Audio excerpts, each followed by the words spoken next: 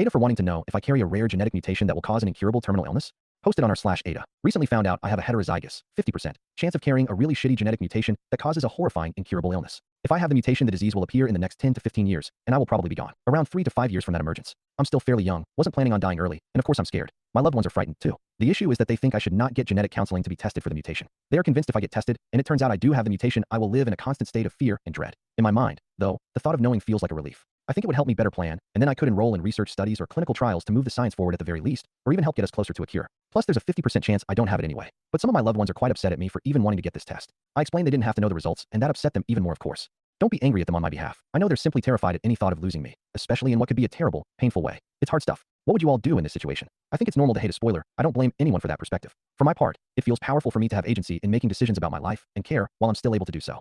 Relevant comments. Commenter 1. If this is Huntington's, then there have been some huge breakthroughs recently. You should get tested and figure out what treatments are available. OP. Sadly it's ALS, but hopefully progress can be made in that trajectory too.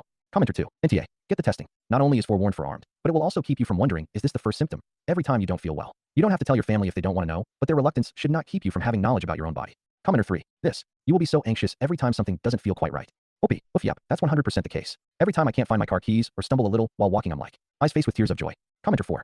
My dad had a congenital heart defect. He only found out about it at 80. He could have passed it to me and my siblings. There's a high probability. People had opinions on whether we should or not, but we all made our own choices about whether to get tested for different reasons. No one can make that decision for you, and no one else's opinion matters but yours. Wired Abyss here. Please follow if you enjoyed. I never generate fake stories using AI, never have unnecessary. Multiple parts. I've also started posting on YT. Check bio for more info.